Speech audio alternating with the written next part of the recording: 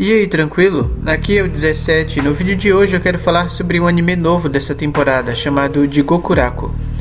O anime começa com uma execução. Não sabemos o crime do condenado e ele não fala suas últimas palavras. Sendo assim, o executor desfere vários golpes contra seu pescoço, mas por mais que tente, ele não consegue atravessá-lo, até o ponto em que a espada quebra e todos ficam chocados, pois algo assim jamais foi visto anteriormente. Por algum motivo, o condenado não morre, apesar do mesmo não ter apego nenhum pela vida. Ele comenta que já tirou inúmeras vidas e que não espera viver muito mais. Na cena seguinte, somos introduzidos a este personagem.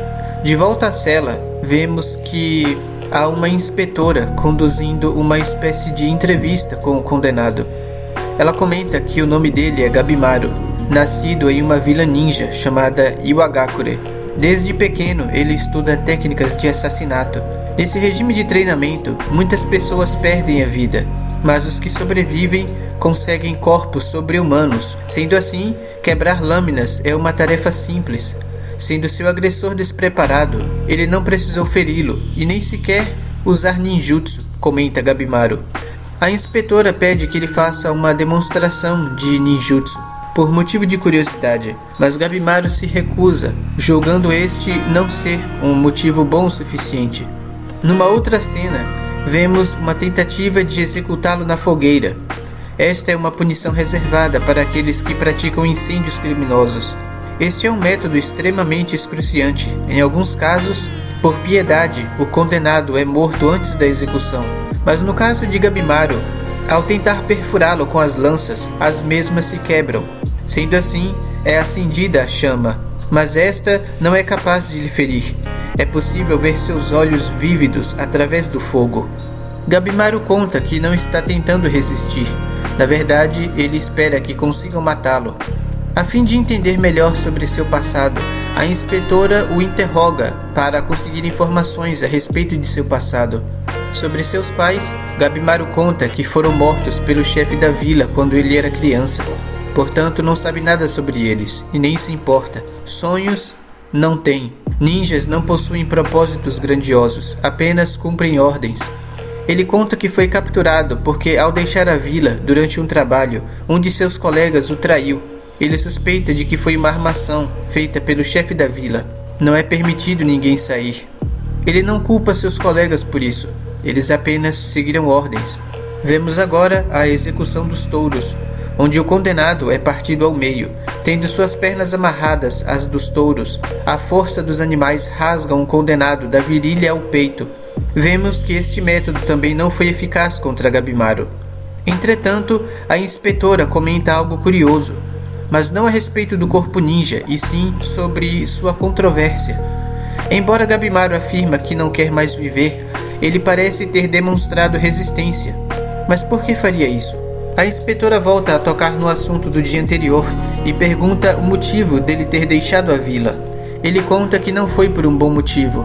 Ele era o melhor ninja da vila Iwagakure, tinha o reconhecimento do chefe e a mão da filha dele. Mas segundo ele, a filha do chefe era muito boba e não entende como que uma ninja, ainda mais filha do chefe, possa ser desse jeito. Inocente, despreocupada e mimada, totalmente diferente dele.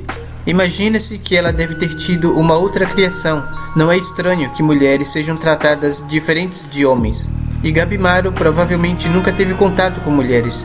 Sobre esta mulher, vemos em algumas cenas referentes à memória de Gabimaru, ela ensinando a ele sobre etiqueta, sobre educação e sobre gratidão. Ele fala que com o tempo foi ficando desconfortável com a situação e que se cansou dela. Essa vida tranquila e monótona acabaria com seu talento. Gabimaru conversa com o chefe a respeito disso, mas o chefe lhe enganou. Pareceu ter aceitado sua opinião, mas mentiu. Ele lhe pede uma última missão, na qual foi traído. Ele sabia que seria uma cilada, mas também sabia que a vila Iwagakure o seguiria para onde quer que fosse, caso fugisse. E assim que o encontrassem, seria seu fim. Em retrospectiva, ele se dá conta de que não foi uma sábia decisão desafiar o chefe. Por isso, não ofereceu resistência. Podemos ver os seus colegas rindo. O que me faz pensar que, embora Gabimaru não tenha culpado eles por estarem seguindo ordens, não é como se seus colegas não tivessem prazer em fazer isso. Não é de se estranhar que os outros ninjas da vila sintam inveja de Gabimaru, afinal, ele é o melhor ninja da vila, como o próprio afirma. Foi reconhecido pelo chefe e recebeu a mão da filha do chefe para se casar. A execução de Gabimaru deixaria o posto de número 1 livre para que outros candidatos pudessem tentar alcançar. Vemos que a inspetora é aconselhada a não se envolver com o condenado. Ele é conhecido como Gabimaru, o vazio. Como o próprio nome diz, ele é vazio por dentro, sem sangue ou lágrimas. Matou cerca de 20 homens quando tentaram prendê-lo. Dizem que os ninjas de Iwagakure tomam o elixir da vida, que lhes confere imortalidade. A inspetora questiona se ele é tão vazio por dentro, por que resistiu tanto a ponto de matar 20 agentes. Na cela, Gabimaru reflete. De fato, ele está resistindo mesmo. Devido ao seu contato e os questionamentos feitos pela inspetora, ele acabou se dando conta disso. Aparentemente, esta resistência era algo inconsciente, e ele se pergunta por quê, o que está fazendo, já que não tem apego pela vida. Mas ele imagina que na execução de amanhã tudo estará terminado. A próxima execução foi a morte por fervura no caldeirão, mas esta também não funcionou. Ele sai de lá caminhando tranquilamente, enquanto se pergunta por que está resistindo. Se não há nada para ele neste mundo, deveria estar vazio. Pelo que dá a entender até aqui, não é como se Gabimaru estivesse mentindo, mas na verdade ele não entende a si mesmo. E aparentemente a inspetora está tentando descobrir um pouco mais sobre Gabimaru e encontrar a raiz dessa resistência. Na próxima execução, vemos que quem está lá é a própria inspetora. É revelado que ela é responsável por testar as espadas que são enviadas diretamente para Edo. Seu nome é Sagiri Yamada Saemon, a executora decapitadora. Yamada Saemon é um nome popular entre os Ronins do clã Yamada, que servem de testadores de espadas e executores há várias gerações. São mestres espadachins especializados no teste de espadas, capazes de decapitar criminosos com um único golpe. Yamada Saemon afirma que o shogunato a encarregou de realizar sua execução. Ele queria tanto alguém que fosse capaz de matá-lo, e ela afirma que realizará este desejo. Tendo noção da gravidade da situação, Gabimaru sente pela primeira vez em uma execução uma ameaça real. Ele se liberta das algemas. Yamada parte ao ataque, mas Gabimaru rapidamente reage e se esquiva de seu ataque. Ela questiona por que ele se desviou. Se tivesse ficado quieto, já estaria morto. Gabimaru se mostra assustado e confuso. Yamada ataca a segunda vez, e ele desvia novamente, consciente de que não quer morrer. Yamada conta que neste ramo de trabalho já presenciou o momento final de muitos e aprendeu a identificar o que as pessoas sentem quando estão prestes a morrer. A verdadeira natureza das pessoas é refletida na lâmina. Alguns se mantêm corajosos até o fim, outros imploram desesperadamente por clemência, e alguns mentem para si mesmo, dizendo que já aceitou a morte.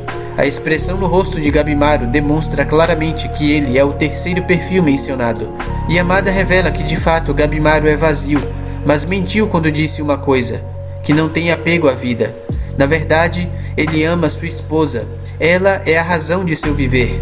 Gabimaru percebe que de fato é isso mesmo e pega uma espada do guarda rapidamente e revida, atacando para defender sua vida. Ela questiona por que mentiu para si mesmo, dizendo que não tem apego pela vida. Ele não morreu durante as execuções porque nutre sentimentos por ela, a sua esposa. Gabimaru se irrita e fala que não tem nada para viver, mas sua atitude fala ao contrário. Ele afirma que Yamada não sabe como era o mundo que ele vivia e repete mais uma vez que é vazio enquanto ataca. Em sua memória, vemos que sua esposa diz o contrário, que ele não é vazio. Mas Gabimaru afirma que o apelido combina com ele, pois se acostumou com as coisas terríveis e medonhas, e isso é tudo que ele pode mostrar. O que dá a entender é que Gabimaru sente uma espécie de vergonha perto de sua esposa. Por ela ser completamente o oposto dele, ela é uma pessoa mais pura, enquanto ele é corrupto. Gabimaru se sente culpado pelas coisas que fez. Ele tem noção de que é errado, mas continua fazendo assim mesmo, apenas cumprindo ordens, sem nunca questionar, por isso se apega ao apelido Vazio. Mas a sua esposa afirma que isso não é verdade, dizendo que ele foi o único que não teve nojo do rosto dela, por causa da cicatriz. O que temos aqui são duas pessoas feridas de formas diferentes, que se encontraram neste mundo louco e violento. Para uma mulher, a estética é muito importante, e a cicatriz em seu rosto é algo sério. Como a própria diz, as pessoas sentem nojo ao olhar para o rosto dela, e isso fere seu frágil coração feminino. Mas Gabimaru não se importa com isso. Ele já viu e fez coisas muito horríveis. Em Iwagakure, os homens são soldados e as mulheres dão à luz. Ninguém tem direito de viver como pessoas normais. Esse era o sonho da esposa de Gabimaru, e seu próprio pai a castigou para que desistisse desse sonho. Mas ela afirma com um sorriso gentil que não é possível calar o coração tão fácil assim. Ela não demonstra guardar ressentimentos contra seu pai, apesar do mesmo ser um péssimo ser humano. Eu me pergunto de onde vem toda a gentileza dela. É possível que talvez ela tenha sido criada por sua mãe, apesar de que nunca vimos a esposa do chefe. Não sabemos se a mesma ainda vive, mas é de imaginar que a criação dela deve ter sido diferente, e a mentalidade dela também. Enquanto todos apenas cumprem ordens como soldados, ela é a única pessoa que parece pensar por si própria e desejar algo de seu próprio coração, mostrando assim ter personalidade própria. Ela beija Gabimaru e ele fica todo tímido. Ela fala que alguém que reage assim não pode estar vazio. E na verdade, Gabimaru se apaixonou por ela. Ela é a única e primeira pessoa que lhe deu amor. Como vimos anteriormente, Gabimaru fala que não foi criado por seus pais. Ele foi criado como ninja, um soldado desde pequeno, e tudo que lhe ensinaram foram técnicas de assassinato. Ele jamais conheceu o amor, mas ele reluta contra isso. Vemos que dentro dele está acontecendo um conflito interno. Como um soldado, ele acredita que o amor vai deixá-lo fraco, como o próprio já afirmou anteriormente, e fala que nunca será uma pessoa normal. Em sua memória, vemos ele voltar feliz para casa com o dinheiro. Ao ver isso, sua esposa se mostra surpresa, porque vê respingos de sangue em seu corpo, e entende que ele ganhou esse dinheiro através de assassinato. Mas ela logo muda sua expressão para um rosto feliz. Entretanto, Gabimaru percebe que isso tem deixado ela triste por dentro. Ele pensa então em mudar de vida, parar de matar por dinheiro e viver uma vida tranquila, morar num lugar sossegado e ter uma vida comum como uma pessoa normal. Ele agora compartilha os mesmos sonhos dela, mas viver assim, afirma ele, é impossível. Neste momento, Sagiri Yamada exclama que é possível e mostra um documento oficial de perdão assinado pelo shogunato. Este retira as acusações e ainda lhe confere proteção do próprio shogunato. Com isto, ninguém poderá feri-lo, nem o magistrado, nem sua antiga vila.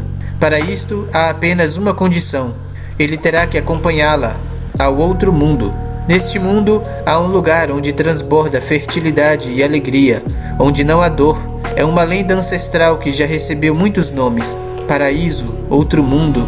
Acredita-se que fica a sudoeste, além do reino de Ryukyu, e este lugar finalmente foi encontrado. Lá borboletas e flores dançam, belíssimas vozes espalham seu canto. É como as lendas descreviam. Dizem que lá é possível encontrar um elixir da vida que confere a imortalidade. O shogunato enviou uma equipe para o local, a fim de obter o elixir da vida. 5 outras expedições foram enviadas, mas nenhum homem voltou com vida. Apenas o que se tornaram. Toda esta história parece com um conto de fadas, mas o Shogun ficou intrigado e encantado com este local. Deve ser real, e o elixir da vida deve estar lá. Ele pede que reúnam pessoas descartáveis para a próxima expedição. Reúnam condenados à morte por todo o país e os enviem para a ilha.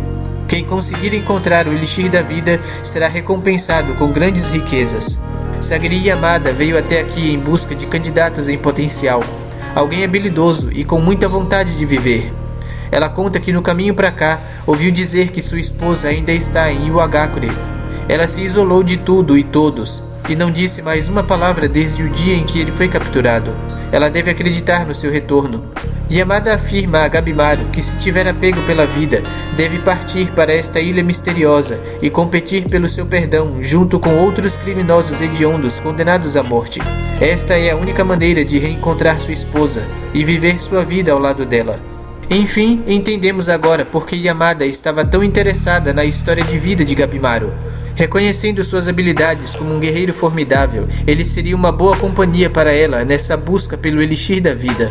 Entretanto, o chefe, que está ali junto com outros soldados, não aceita isso e pede que os guardas matem Gabimaru, e se Yamada interferir, será morta também. Gabimaru chora ao se lembrar de sua doce esposa, sabendo que agora há uma chance de reencontrá-la e viver uma vida normal com ela, realizando o sonho que eles têm em comum. Como resposta, Gabimaru decide mostrar um ninjutsu que se recusou a fazer antes. Acendendo chamas de seu próprio corpo, ele derrota todos os soldados de uma vez. Sagiri Yamada está satisfeita com as habilidades de Gabimaru até aqui. Gabimaru aceita procurar o elixir da vida. Sendo assim, ela fala que primeiro vão para Edo. Gabimaru está convencido de que vai voltar vivo, por ela, sua querida esposa. Vemos que, com a ajuda da Yamada, o Gabimaru finalmente conseguiu resolver os assuntos internos que ele tinha pendente e estava em conflito. Ele agora entende que ele tem apego pela vida, que ele tem um sonho, portanto, ele não é mais um personagem vazio. Veremos quais perigos aguardam esta dupla na misteriosa Ilha Encantada. Se você curtiu esse vídeo, clique em gostei aqui embaixo. Se quiser ver mais do meu conteúdo, se inscreva no canal e ative o sininho para receber uma notificação sempre que um vídeo novo for postado. E fique à vontade para comentar na seção de comentários abaixo. Até o próximo vídeo.